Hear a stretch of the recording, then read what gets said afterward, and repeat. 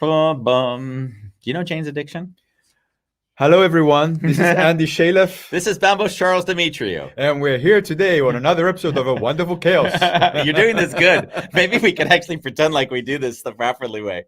That's nice. And there's no one watching, so. Marnix Pauwels is on today. We're going to talk about a subject that I know very well, as far as I'm concerned, doing nothing. And we're going to do that on A Wonderful Chaos.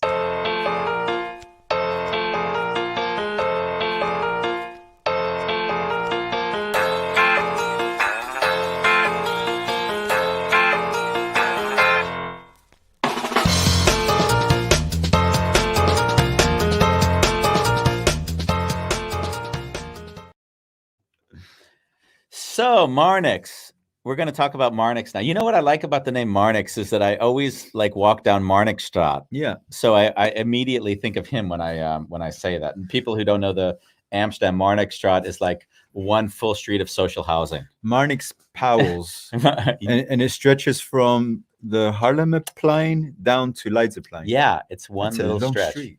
It's a really long street. It's a fascinating street, actually, because it's got like one line of buildings that are almost exactly the same height, the same distance all the way through. Except the ones on the Leidseplein. Except the ones that, yeah. And you feel like you're looking down a tunnel when you're on that place. Yeah. Not important for any of you watching, but that's just fine. Yeah. Marnix and I met, funnily enough, Bambos, is because the press release for The Wounded Healer, he contacted me and said, will you come on my podcast? There he goes, Bambos. Thanks for plugging. And when I went on his, we had a really nice talk. And I said, well, you're going to come on mine. But I didn't have a topic for him. And today, little did we know that our guest was sick. And they said, I can't show up. And the first person I thought of was, let's get Marnix on. And then I looked at his feed on Facebook. And he had a really beautiful passage on doing nothing. It was a very long passage, Andy. It was 4 scrolls. On doing nothing. On doing Nice. I'll read a little bit of it, okay? Nice. Do nothing. It's an idea that derives from various spiritual and religious philosophies, and it absolutely fucks up the Western mind. How do you do nothing? Where do you start?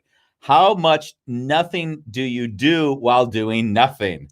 Well, it's a fairly subtle thing. It's not about freezing in time, sitting on the couch like an immobile sack of meat, becoming completely motionless. It's not a passive thing. Doing nothing is a spiritual sense, comes down to trust and surrender. And there's a lot more. But I just thought it would be nice to start with that. Nice. Because we have, and when I read it there, about 5 years ago, someone gave me a book called Doing Nothing. I think you gave it to me too. I gave it to you. I did. It was a very small book. It was a very small book. And I gave you that book, funnily enough, even though I hadn't read it, only because I thought to myself, if anyone could benefit from doing nothing, it's you. So did you ever read that book? I read that book. Oh, really? Yeah. And how was it? I don't remember. So when I love how we laugh and skip over it. I know. Oh, let's not talk about this. I couldn't. You know what the funny thing is I thought let's talk about that book. So I did a search on books and doing nothing. There's like 15 books called Doing Nothing. So was one of them from Marnix? No, one of them was for Marnix. But I looked at it. I couldn't even find the book I sent you. There's so many books written on it. So there's a lot of people that have honed in on this concept. And I thought, and I'd laugh because I talked to Ronnie and tell her what the show ideas are. And then she said, Andy, if there's anything that's bringing stress in my life at the moment, it's doing nothing. She's doing nothing? Because of COVID. She can't go out and do the things that she would normally do, which was kind of a beautiful paradox because I thought, oh, this is a moment in time when, if anything, doing nothing has been thrust upon a lot of people. Yeah. And the fact that they've been thrust into doing nothing and now have to be, it's not necessarily welcomed into their life. It's thrown into their life because of COVID. So I thought it would be really cool after having read this post from Marnix, just to discuss with him this concept in more detail. Nice. And he was he was kind enough to jump on at late notice. Yeah. So, yeah. Should we bring him on, Andy? I say we bring him. And just to make sure we discuss, he is the author of 8 books, 4 on human suffering, 1's a fable, once poems, and he's even done a TED Talk. Now, if this isn't somebody you want to listen to, then I don't know who is. I think he's going to go offline now. Hello. Oh, Hey Welcome. guys. welcome, Thanks Marnix. for Thanks. putting some time into this Yeah, last thank moment. Sure. Very Always good. happy to promote myself. Nice. Yes. So, is there anything I said about you or what you've done or who you are that you'd like to correct before we continue? Well, you didn't say that much, so there's not much damage yet. It's a Damage little yet. bit No, like being it's- there. You said nothing. I didn't write a book on doing nothing.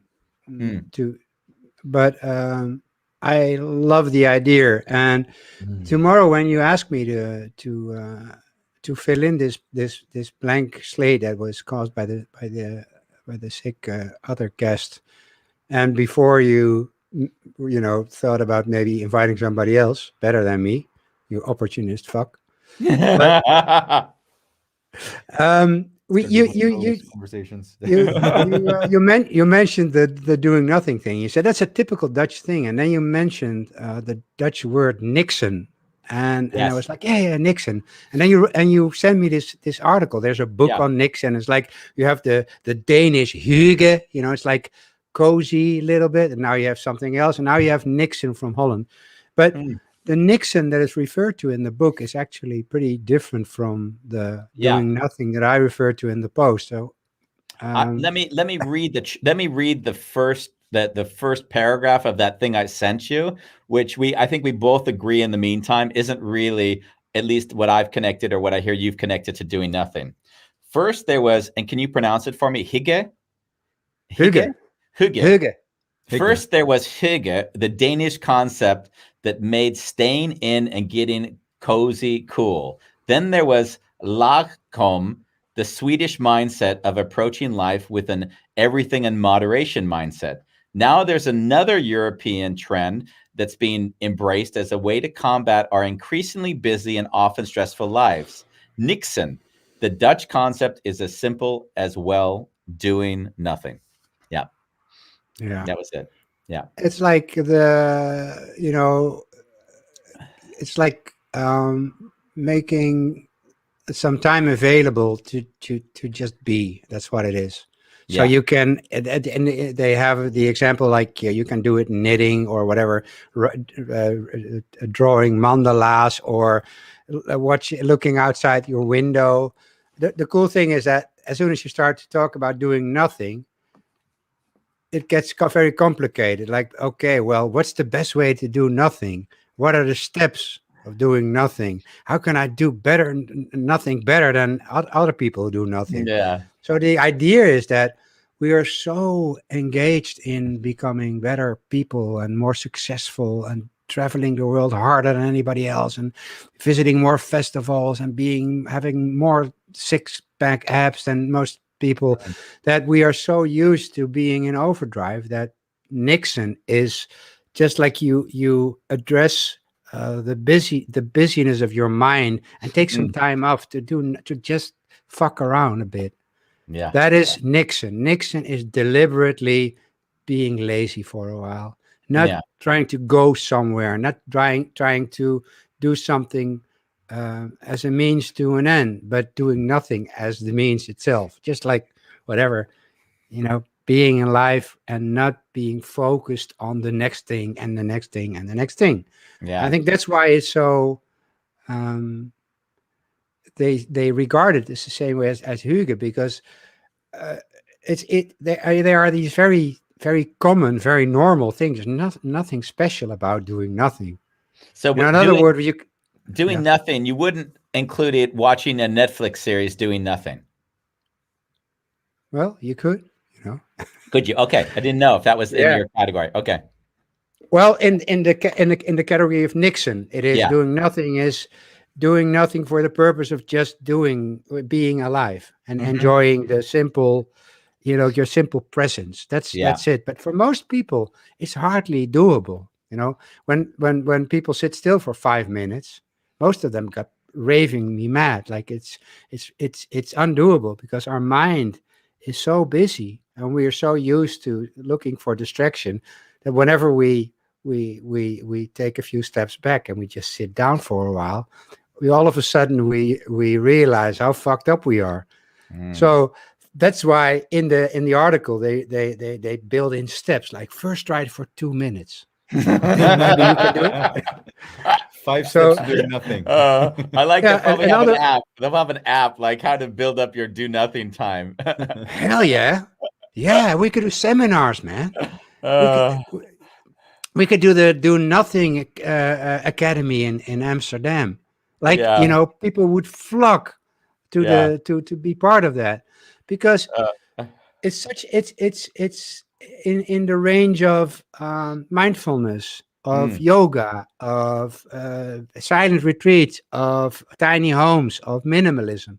It's Yeah. in that range. It's in the range of settling down and being okay with just being. And that can turn out to be the next thing we should do. Yeah. Right? Yeah. Well, I mean, this is the funny thing. We were gonna, I have a whole show in my haven't that we haven't discussed with you yet. But the whole idea that life needs to have a purpose is its own trap, of course, because all I hear is like, I haven't found my true purpose yet. So now I can't relax until I've found my true purpose.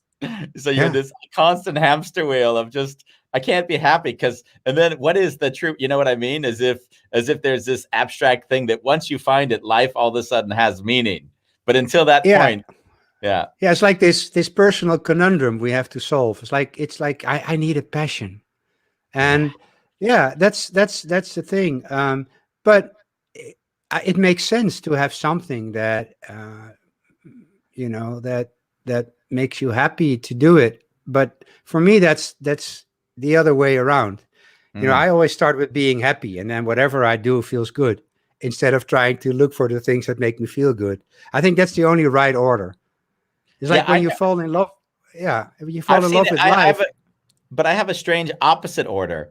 I have take out everything that makes me unhappy, and then sometimes happiness emerges, as opposed to trying to, because I can't be happy. I mean, happiness emerges. It isn't something new, but you can get away everything that makes you unhappy, and then there's a higher likelihood you're gonna have it'll happen. Do you have a list of everything that makes you unhappy? Yeah. Oh, yeah, for sure. Yeah, you kidding? Ask Bambos. And is it like the definite list is there, or is it do you lose stuff, or do you add stuff? Or I mean, it's usually people. So I know in business, I'll say these are the projects I won't take under any condition. And then and so I've excluded all that because I've lived it so many times before. I already know what's going to happen anyway. So why would I do that? Yeah. That kind of thing is mostly because you're open to new experiences. Yeah, exactly. Marnix, what prompted you to sit down and write this 4A4 doing nothing? Like you were showering and you thought, doing nothing. Like where were you? I'm asking exactly. Yeah. I'm asking because I always have to think of Andy. He sometimes might be in the shower and he's like, oh, I'm going to tour America for 3 months and do a book tour. Like, just like that. Like, what were you doing? Well, this is such a good example of doing nothing as a lifestyle.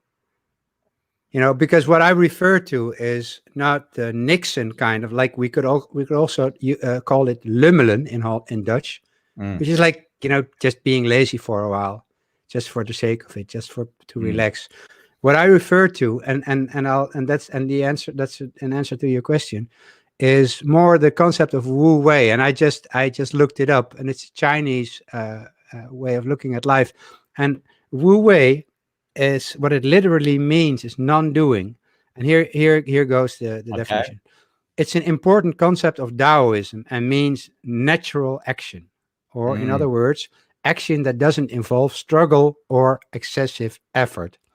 Wu Wei is the cultivation of a mental state in which our actions are quite effortlessly in alignment with the flow of life.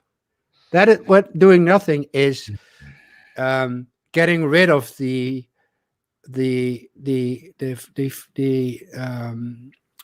total fixation that life is our responsibility, that we have to make the planets rotate, that we have to do anything.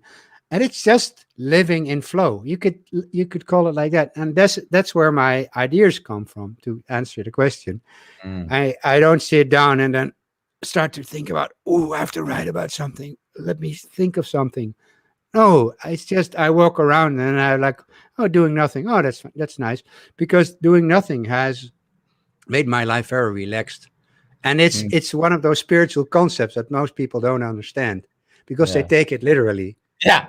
Like, my wife. like I'm doing nothing, but my life doesn't change. No, doing nothing means letting go of your ideas about how life should be or what it should look like, and then you feel there's an intuitive way to live life. That's what it means, and being in aligned to that. Yeah. At least, that's what I think. I think about, like, today. I've had this great a journey with PayPal at the moment, where they've allowed a fraud to occur underneath their umbrella, and so I was sort of like, you go through the first experience like, this is bullshit, and then you're like, oh, this is fascinating. How can they let this happen? So I started to write out the script of this. Of the fraud, understanding how it works. And then I send it to their service desk. They don't respond, obviously, because it's above their pay grade. And then I think, oh, this is fun. So then I escalated to the CFO, okay, who now has to send it down to the other person who has to deal with it, who can't deal with it. So now what I do is, like, I just think, so this is like getting played. So now I go to the police department, and then I name the PayPal CFO as the one who's responsible for not taking the fraud, and I send it back to him and to the board members. And so then I was like, Bambos, oh shit, this is a great story. So then I wrote directly to Wired and said, this is how the fraud is done within PayPal and Facebook. And then I'm like, wow, that's like 30 minutes of my day that brought me great joy. Oh, cool. How did you get to know the CFO of PayPal? Oh, all I did is I put on my Facebook, hey, can anyone give me high ranks in PayPal? And then a friend sent me the contact details. Okay. So cool. Maybe you can interview him on this. Yeah, that's what I was doing. I'm sending him an email tomorrow saying, can you do a favor? There's fraud that goes underneath that isn't able to be dealt with through your service department. Can we discuss how you guys address those?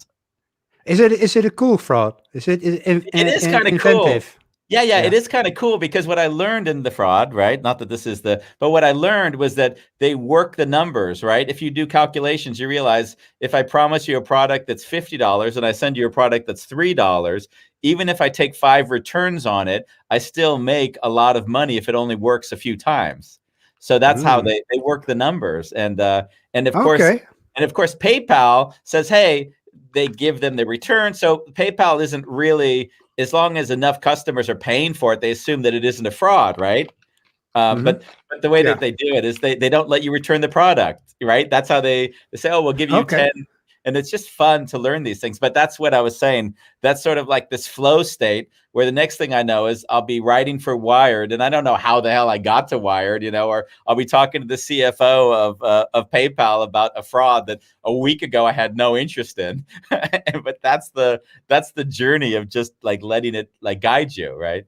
Exactly. And it results in a lot of fun and finding out stuff. And an example of last week I went to my the old house of my mom and dad, and they don't live there anymore right now, and I'm cleaning it up right now with my sister. And it's like 1.5 hour drive from in Holland. It's like the whole country. Yeah, it's the like other one side and a half. So yeah, it was. So we were from here to this village in Gelderland, and we were like a 1.5 hour drive. And we were there, and we standing in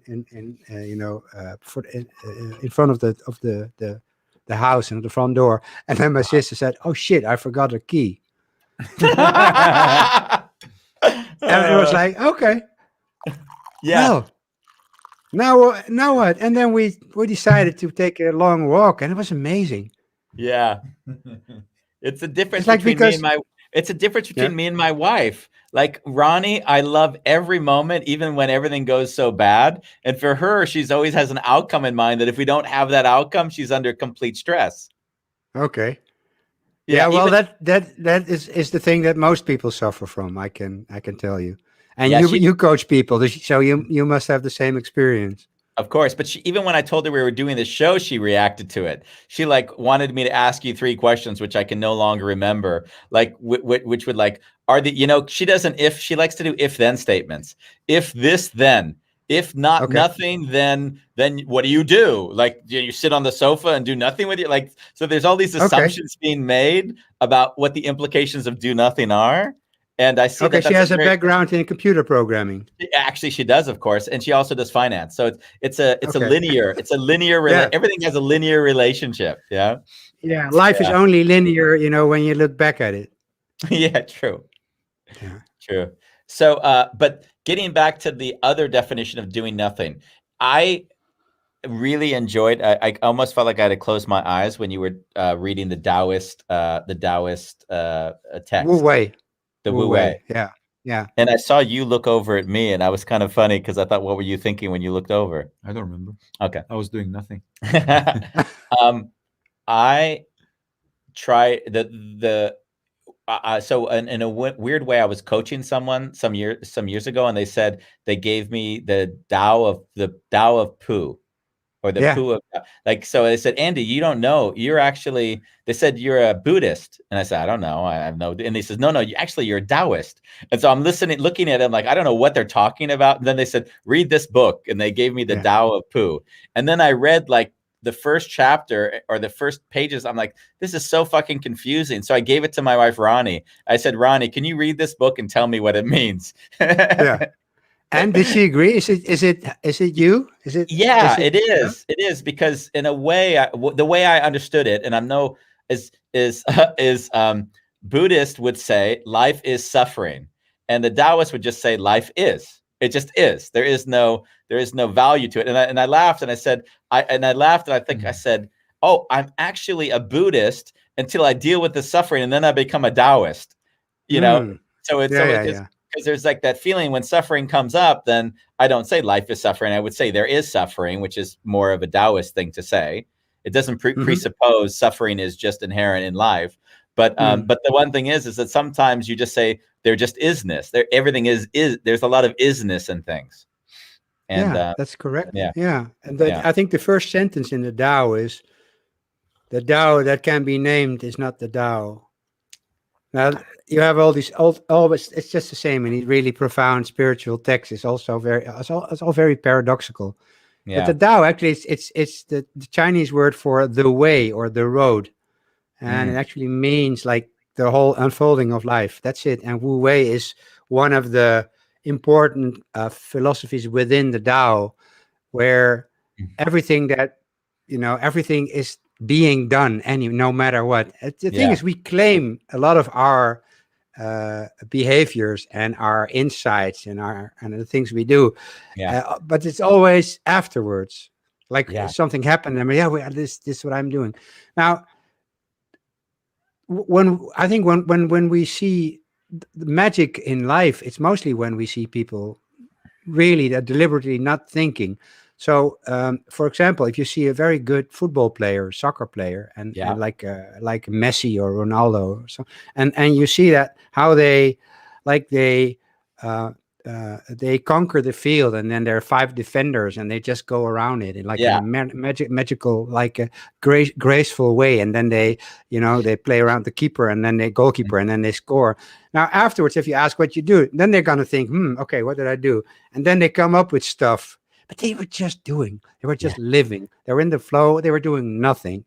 But it doesn't look like doing nothing. It looks amazing. But there was no intellect involved. There was no I should do this involved, because when you have to think on the football field, you're always too late.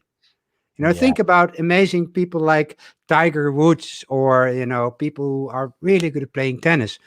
In professional tennis, the serve of the ball is so fucking fast that if you have to respond to the movement and then think of where the ball will go, you're always too late. So you have to trust on your gut feeling. So that it's in those moments that we feel what it means to do nothing. it's being in the flow. We know it. Most of us know it.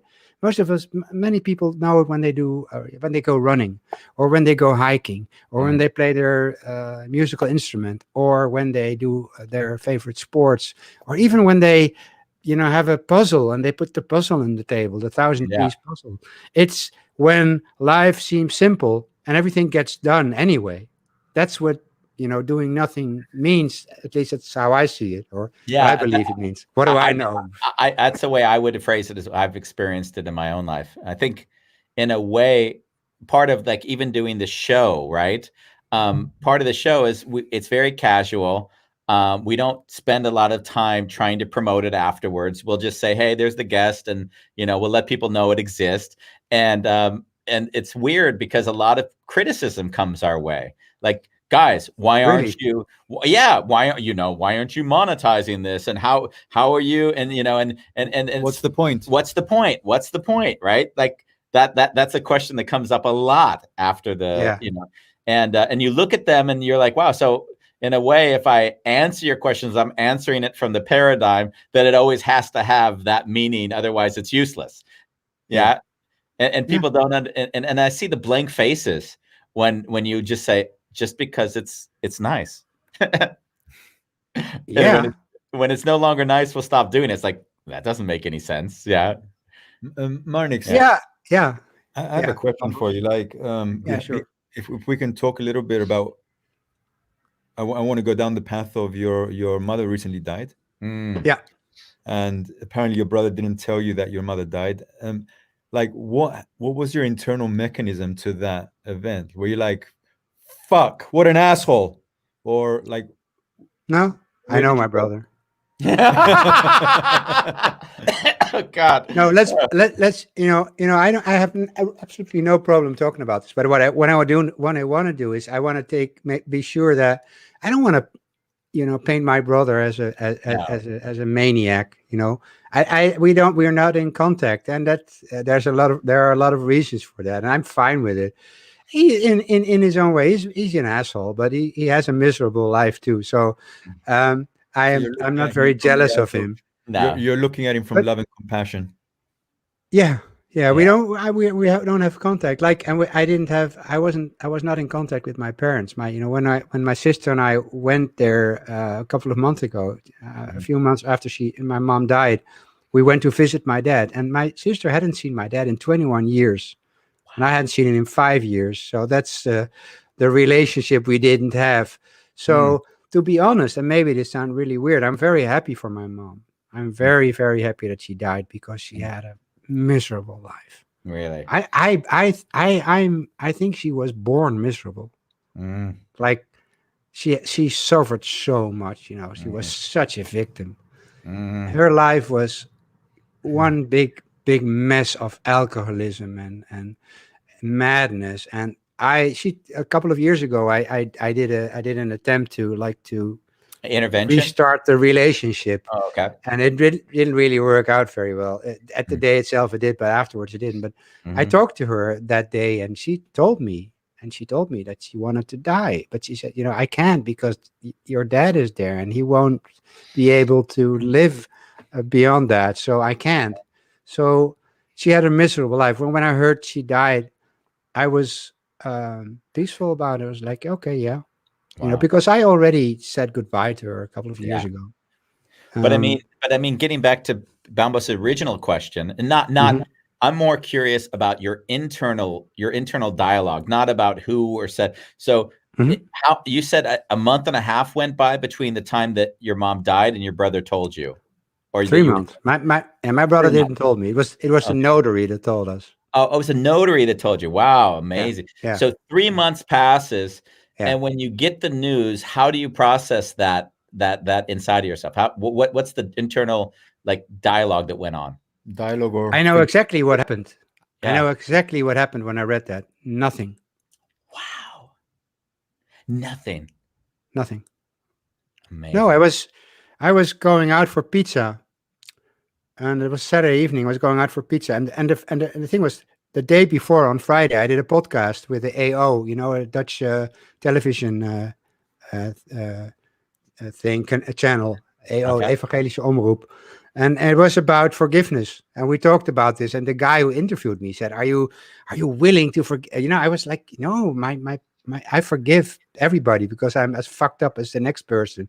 So Yeah. why shouldn't I?" So we talked about that. And then he asked me, "Do you think there's a chance that you might, reconcile and come to get together with your parents again?" I said, "Of course." And he said, "So if you wanted, you could go there tomorrow, and then you'd have a conversation with them." Yeah, sure, I'm open for that. And the next day, I heard that my mom died 3 months before that, and I got a thick envelope from the notary, and I thought it was about a client of mine who went bankrupt. Uh-huh. And I opened it on the street on my way to my scooter to get pizza, and then I wrote, "This is about the inheritance of your mom." And I was standing in the street. I was blank. I was like, "Oh wow, yeah, I knew this moment would come one of these days." And I wasn't sad. I wasn't even sad. I wasn't confused. I wasn't angry. I was kind of, well, I don't know. It was like, "Oh, okay. Okay. Okay." And since then, Yeah. there was never a moment when tears came up for anything regarding the subject. It was just out of your system. Yeah. Yeah. Wow. And then you just went out and Yeah. got your pizza. I did. Yeah. Yeah. And I can imagine that this sounds very cold hearted, but I don't see myself as a very No, cold person. It's just no. like, No, it's I not cold-hearted at all, by the way. I had it, just to share quickly, if I when I was told that my dad died, I didn't have a very good relationship. At the end, we had a very good, but throughout the years, not. And when I was told, I shut down emotionally. We were close, so there was something to mourn. Your case, it was another person in your life. You didn't even basically know them on one level. So, but for me, I was close to them, and I remembered when I was told, I couldn't cry. I couldn't allow the pain to come up. And my wife cried next to me. And by her crying, I could find my tears. And what I'm hearing is that wasn't your experience at all. And and I understand it. And I wanted then Bambos to have his chance, because I think Bambos nodded aggressively. Like I can totally, I saw. I completely. Oh, you misunderstood. I thought you totally agreed with him. And that's when you nodded aggressively. Like, yeah, I can totally see that. Yeah. Yeah, that's what I'm saying. Okay, I projected onto the word aggressively. Aggressively is like you were like this. Yeah. No, I know what that's like to have an experience and not respond in the way the world projects that you should be responding. It's like, and sometimes because I'm not at peace with myself, I'll be like, "Oh, what's wrong with me? Is there something wrong with me?" The question I want to ask you actually is something that I remember someone asking Andy in an interview, and that was, if you could express something to your mama right now as last words, what would that be? Yeah. Well, you deserve peace, Mom. That's what I would say. And that's what she has. When we went to the house to clean it up, I was there with my sister a couple of weeks ago. We were sitting in the living room, and there was a leaf, an old brown, very dry leaf in the hallway, and it was going in circles. And I saw the leaf and I was like, "Oh!" And we were talking to a person in the room, and when the person left, my sister said to me, "That was Mom, right?" And I said, "Yeah, that was Mom. Mom was there. Mom was just acknowledging the fact that she was still there around." Now, at Bambos, I asked myself when I was standing on the pavement here, going to get pizzas. I asked myself, why am I not crying? Why am I not falling apart? What is wrong with me? Like, I asked that for a second. And then I was just like, I'd really try to find, I was like, okay, let's bring it on. Come on. There was just nothing. There was relief for her. She's good. I know she's fine. She's good. She's finally in a place where she can love herself.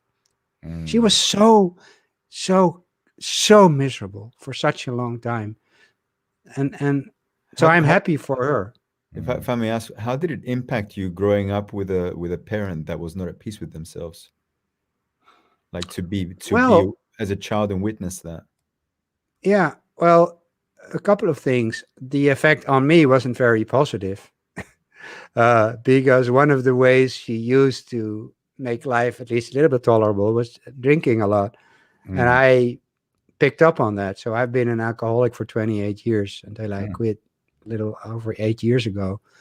And I'm not blaming my parents. It's just like that was the example they said. My sister hardly drinks anything because she had an opposite response to that. She was like, I mm, never want to be like them. So that can also be the result. But I was very depressed for a very long time, and I guess because in a way I learned to look at life the way my mom learned to look at life, and she was very passive aggressive and um, very um, um, she was a professional victim in many ways, and it's not cool to live like that. So she spent a lot of time in bed, and we did the shopping and the groceries, and we did and we were now. I don't blame her for that because she had no other way to deal with life than just trying to escape it. So that what coming back to your question, what it did to me is a lot. It made me um, much wiser than I should be for my age because my mom confided in me when I was very young because my dad was a lot he was gone a lot. He was an actor and he was out doing plays in all over Holland, and my mom mm, was very miserable. So she kind of confessed all the things that bother her to me, and I was like 11. It's not very healthy stuff like that. yeah. So um, what that what the way I responded to that is that I closed myself off in a very profound way. I Mm. shut down in a very profound way, and it made me, and in the end, it made me very anxious, very depressed, and addicted to many things and many substances and many activities, um, which I can say right now at this moment, in this moment, I'm really grateful for Yeah. because yeah, it's really very cool to have a shitty life for many years and then to find out that you don't have to. Yeah. It sounds like you had to overcome and make peace with everything that she couldn't. Yeah. Well, yeah, maybe that's a good observation. Yeah, maybe I hope it ends with me, at least like this burden of misery. I heard that her parents were depressed too. Mm, Well, So I told Andy once that my mother has a way of looking at the world, which is always the empty part of the bottle instead of the full part. And yeah. I inherited that. So in a way, growing up and also going through a 10-year drug addiction, I had to reprogram myself. And actually, that happened in 2014 when I met this guy right here. I'm mm, wondering, did you have someone like this in your life to give you a reference of what love is and peace? Like Mm, how did that evolve for you? um, I think many people showed me what love is. When I, confided in people, when I came out of the closet as an alcoholic, and everybody said, "Yeah, well, yeah, well, like we didn't know."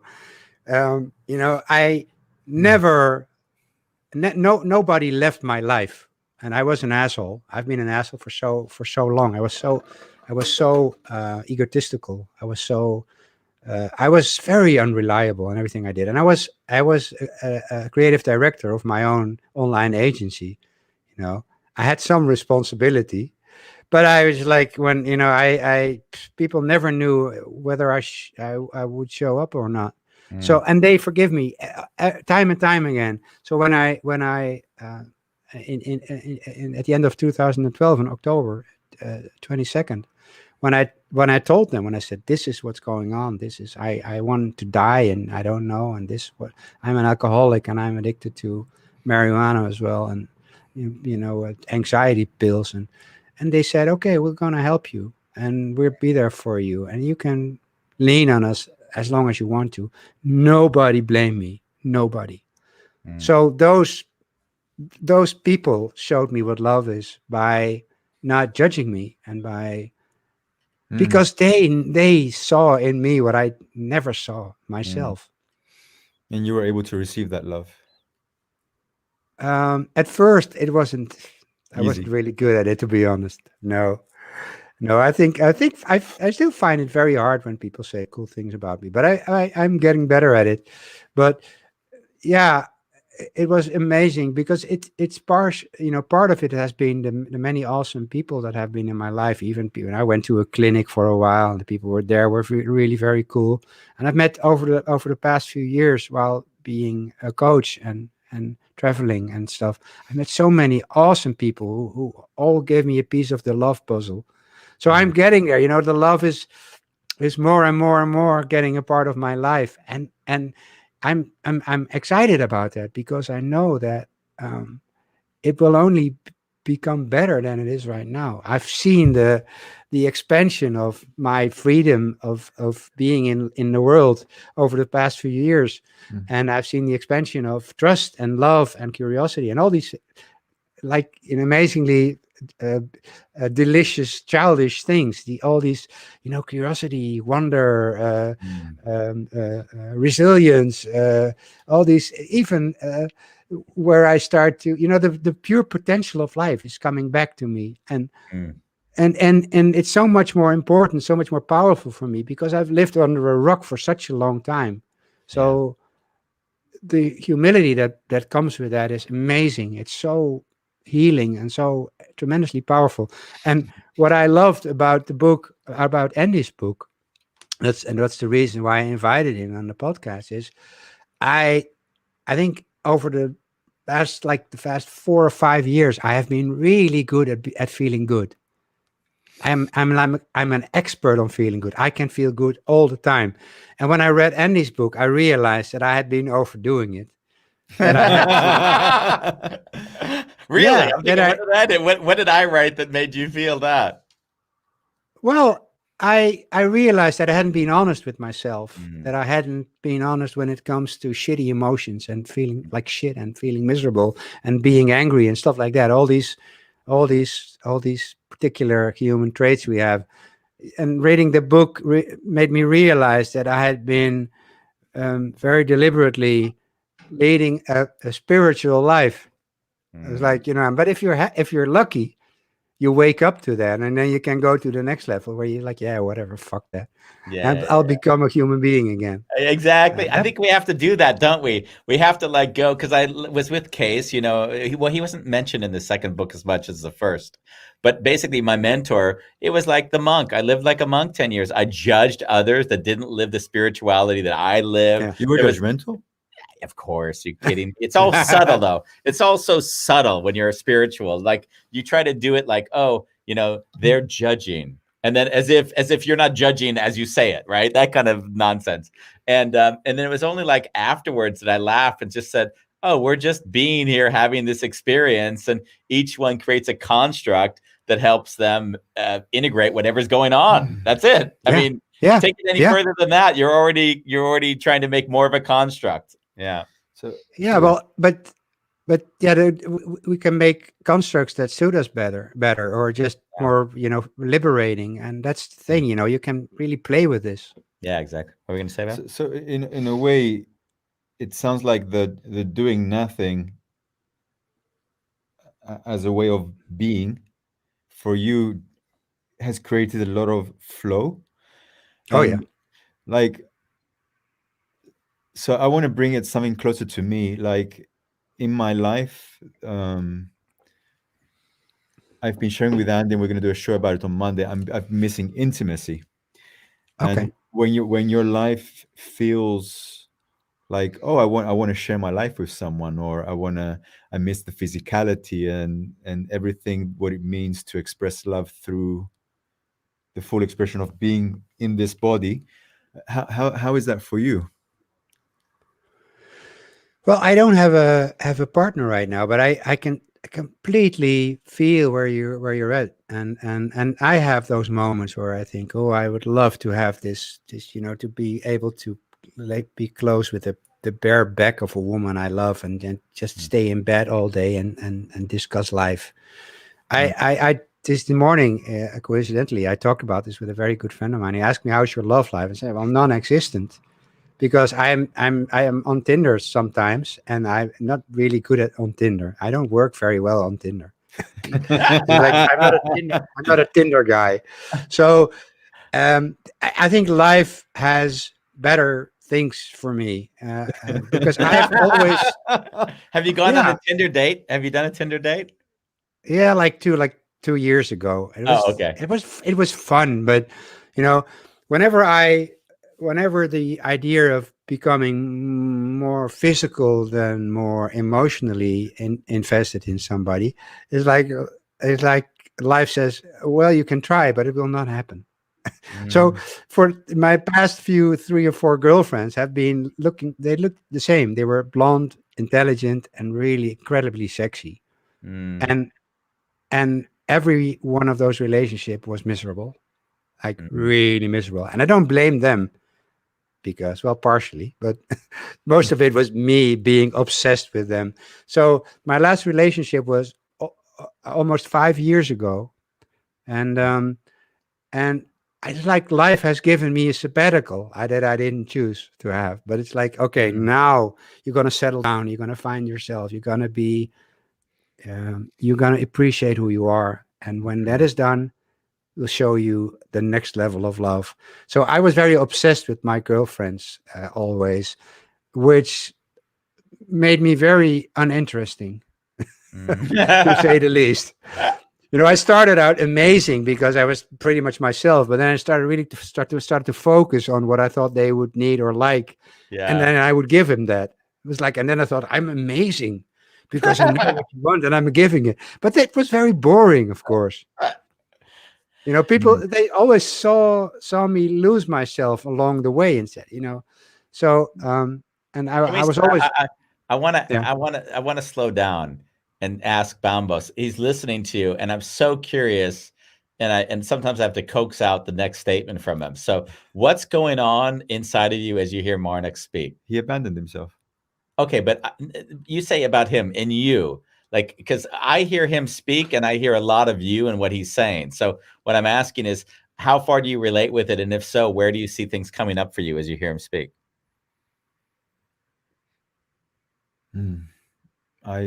I'll tell you what I'll speak. I'll talk specifically to a point so we don't talk in abstraction. Yeah. So you told me a few days ago when you were speaking to a woman you were interested in, you were very clear and you said, okay, it was like, I don't know. I don't want to go into the details you might not want to give on air, but it was like, this is the kind of sex I like to have. This is the this.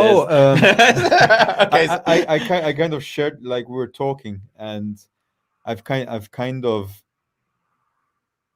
interact in a way where I don't suppress or hold anything back. So if something comes up for me, I share it, and it's not really uncensored. It doesn't always come out sugar coated. So it's like I have a high sex drive.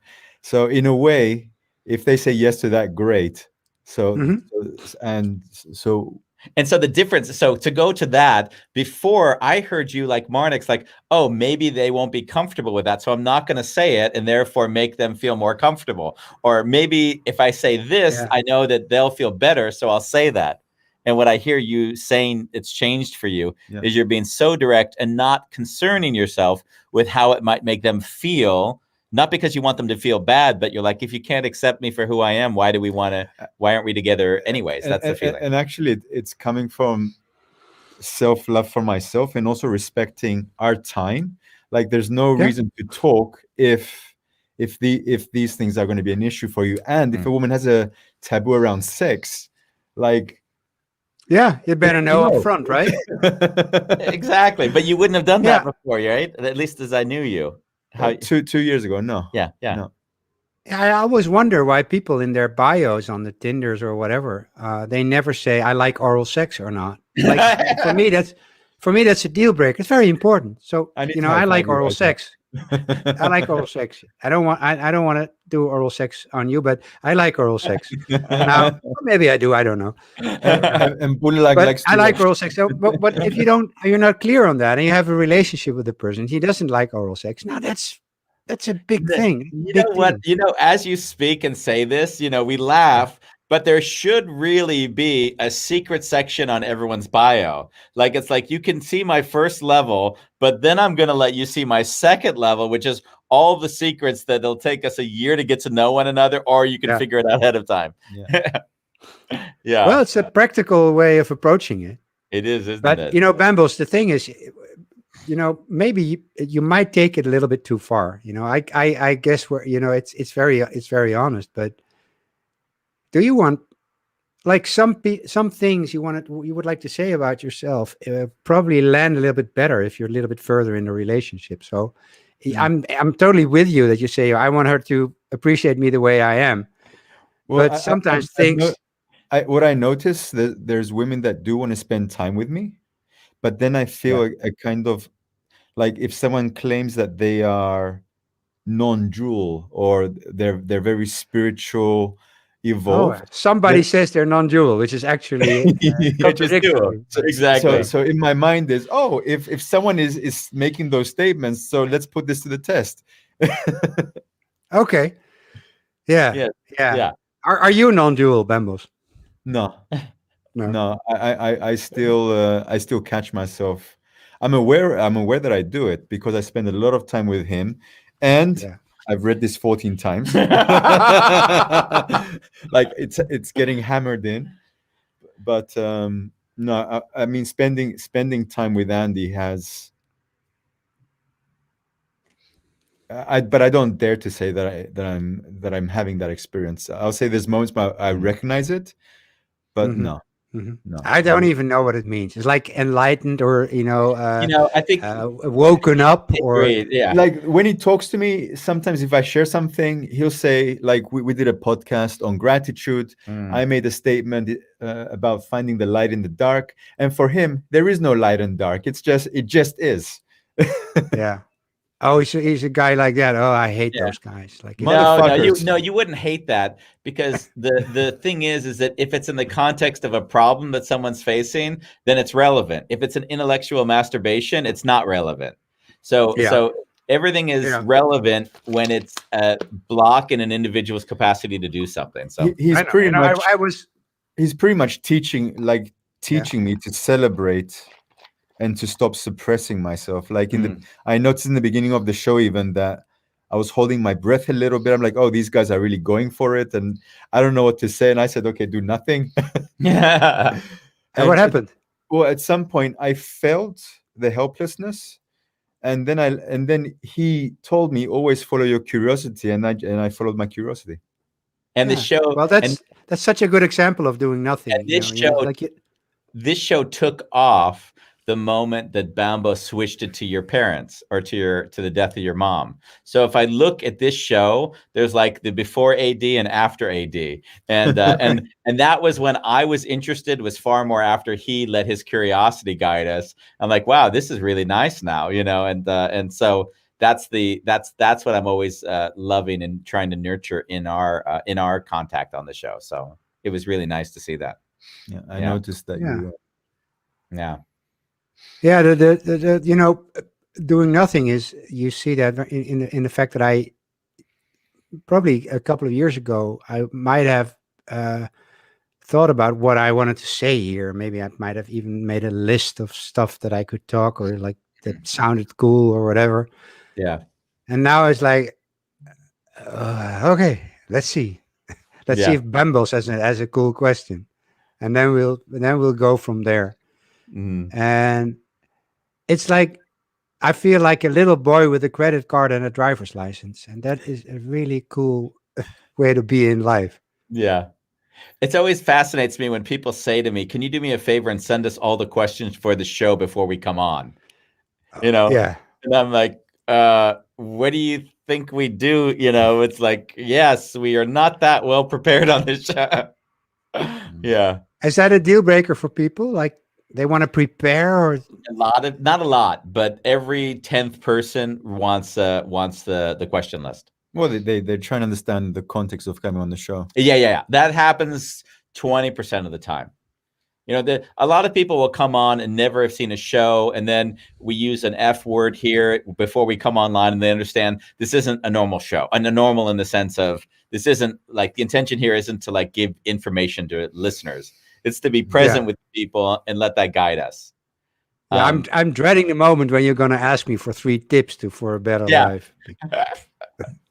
Yeah, we always laugh because we always know that if we were to present this a little bit more geared towards someone with a focus, an intention of getting somewhere, outcome oriented, that it would get more traction because people are dying for.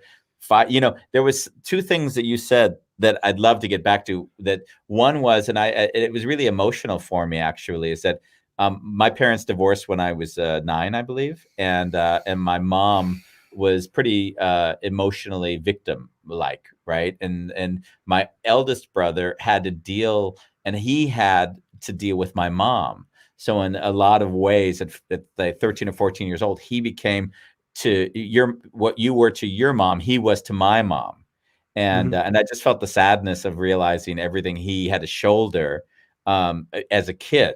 Like everything he had to take responsibility for that I didn't, because I was the youngest, and I can kind of and that's that was just I recognize that as you said that, and I see it's confusing because I was too young for that, but I really cherished the fact that she trusted me so much, but it was very unhealthy. No, an 11-year-old boy, and then talk about the fact that your dad is, fucking around and stuff like that. He and I hear you didn't really get to have a childhood. You became an adult much earlier than was say right given your age, as it were. Right is another judgment, and there was another interesting thing you said, which was and it was connected a bit going back to the Taoist principle that we were discussing. Yahweh sounds like Wu Wei. They don't sell telephones. I did the session with Bambos where we did a 15-month course together. I gave a course and invited people. There wasn't a title of the course. There was not a title of it. There was nothing. There was no structure outside of we're going to meet and we'll let it be whatever it was meant to be in the moment. But what I did do is I picked a meta level idea that I didn't necessarily know what it was, but it dawned on me now as you were speaking that it was very much connected to this doing nothing. And it was, do you remember the one? I'm curious if it comes up for you, if I had to say it. I thought the whole workshop was doing nothing as a working principle. Like when people would ask him, like some of us that joined the workshop would recommend people to join, and they would come and meet Andy, and they would be like, so why would I want to join this workshop? And I'm like, there's no reason why you would join this workshop. I threw out a lot of people. Like he would give nothing for people to bite on. Like I wanted to make a post about it. He said, no, we're not doing anything. Like I don't want to attract the wrong energy. Like this is just us spending time together in the end. Yeah. He didn't even want me on the workshop. I didn't even want him there. But the thing that was the second or the third session, I think it was, the session, I always tried to pick 2 elements which I saw in myself that were really hard to make peace with. And it was the no and the surrender. So if I need something from you that I can't get because you're not able to give it and I project it onto you, how can I surrender to that no? Or if I say no to your behavior, like that's not acceptable, can I surrender to the consequences of that? So we did a whole weekend around only surrendering to that no, because a lot of times it's hard enough for people to say no because they don't want to deal with the consequences, but the actual saying no and then allowing yourself to make peace with the consequence that might mean you're not in a relationship anymore. Or in your case, you said no to your mom several years ago because of her drinking and behavior, I'm sure, right? And other things, I imagine. Well, I just couldn't live up to her standards. So that was the big deal. So I couldn't. I tried, and we tried a lot. So I had no animosity towards my parents I didn't whatsoever. I didn't hear it as a negative, actually. I heard it's just like an endless amount of attempts to try a new way of going at it, but we didn't succeed. Yeah. And I would never say it's their fault. It's probably my fault too. No, but I guess what I wanted to share was I experience you as living the helpless no there, because actually Okay. Yeah.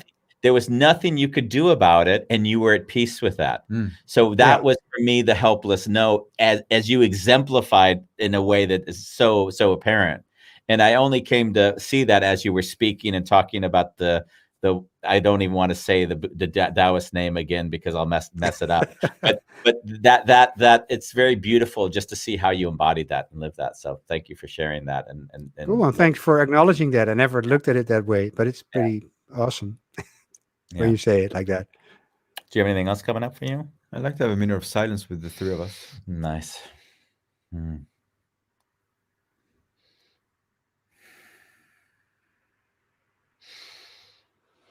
Mm.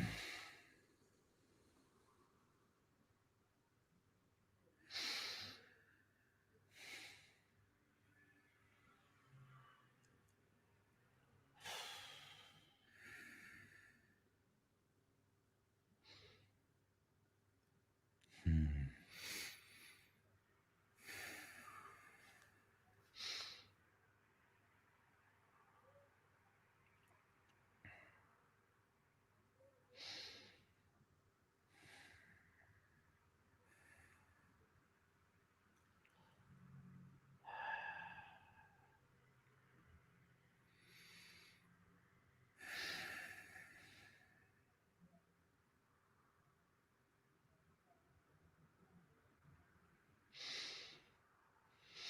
Mm.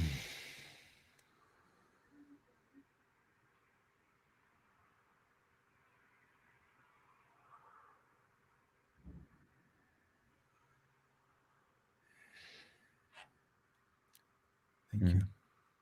Thank you. What made you ask for the minute of silence? I think in all the talking, I kind of towards the end I sensed Marnix, I sensed your eyes, and there was so much love in your eyes. Mm. And we went everywhere, and I feel the silence was, for me at least, a way to just appreciate you and also ground a little bit in this journey that we've had. Beautiful. I don't find this to have been a very light talk, and yet it was very beautiful. So thank you. Thank you. Thank you.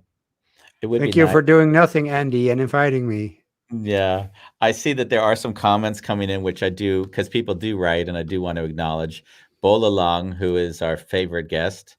In South Africa, we refer to nothing as niks. And when we give a person a name related to a word, we start with the name Ma. So it's interesting that we have Ma Nix, which is not far from Mon Nix. Yeah. That's cool. That's very funny. Thanks, Bolong. Yeah. He's in South Africa. He's here. If we repeatedly do something, we end up doing it unconsciously and effortlessly. Yeah. I think he referred to like the tennis player and the football players. Oh like yeah, when, that was you're when we were rehearsing, there. you're rehearsing. That's a really good point, actually. Yeah.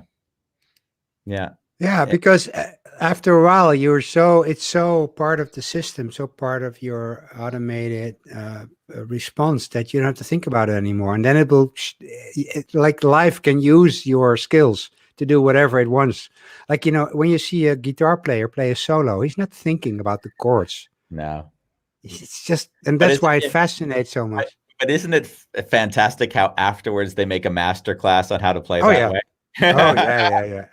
This is why I did it. Yeah, exactly. Volong also has an interesting comment here. A relationship with nothing left to discover loses the thrill of exploration. That sounds like, I never associate doing nothing with not exploration. I find it the opposite. It's as if it is the evolution of what happens because of the things that are happening around. Like, I would have never thought I would be writing an article for Wired, but all of a sudden I'm compelled to, that was sort of like the evolution of a journey. Yeah. Yeah. I have been very much interested in this whole idea of doing nothing, or you could say living life intuitively or authentically. Yeah. Now, and I wrote 8 books in 4 years, so you couldn't say I do nothing, don't do anything. Yeah. it's just like life can use me any way it wants to use me. That's how I see it. Yeah, in fact, and then beautiful things happen. Yeah, I laughed because I took 2 months off. I was in Los Angeles, and I went to LA, and I had in my mind, oh, I'm gonna start the next book. And then as I'm sitting in LA, I'm thinking, I don't want to write a fucking book right now. There's nothing that I'm compelled to like. It's not, and that's what I've found. It's not that I decide what it is. It decides me, and I just follow it. And it might not decide me for a few weeks, months, or years. I don't know when it's going to come up. So yeah, that's another beautiful point. Oh, okay. Bolalang was just clarifying. He was referring to too much information on Tinder. Yeah, and it makes sense, Bolalang, because if we know everything, there's no room for surprises anymore. So that makes sense. So Marnix, we send you a lot of love. I hope that you'd be open to joining us when we don't have the guest again, and we'll find another topic to discuss. And I'm always the second best guest. I'm fine with that. You know, they always have like the Tonight Show in America. There's always one guest that comes on because he's the one that lives near the studio, so they can call. Hey, we need you today. I can lovingly be that guest. Yeah, of course. You. Great. Thank you. We send you a lot of love. And you will probably stalk your social media to see what the next subject will be. Yeah, anything you want to plug while you're here doing nothing? Look at that. It looked like he froze. Marnix. I'm not into that shit. No, but people, I mean, your website is pretty nice as well. So at least going there. Yeah, it's Marnix.nl. I'm on LinkedIn, I'm on Instagram, I'm on Facebook, I'm on Twitter. Twitter is Marnix Amsterdam, but you can do Marnix.nl or Marnix Coach or Marnix.love. And you'll find it. There you go. You're in my world. Love you. Bye-bye. Okay, man. Bye, guys. Isn't that great? I pulled that out after not being told our guest wasn't going to come on at 10 this morning. You are amazing. Just the way I want to sing the song, right? So tomorrow. What is tomorrow? Episode 159. I have delivered hundreds of babies with Vanessa Brooks. You know, holistic style. You know, Vanessa may be one of those unreliable show guests. So we might be discussing something completely different tomorrow. I texted her twice to confirm that she got the message, the first message and the second message, with no response till now. So I don't mind not talking about hundreds of babies. Yes, I can imagine that. Thank you, Bambos. It was fun to be with. Thank you for owning the show today, actually. You know, we didn't discuss it, but, you know, yesterday you had your kind of like a moment you mentioned. I don't know if we talked about it on air as well, but you said that you even got really nauseous in the middle of yesterday's session. Yeah.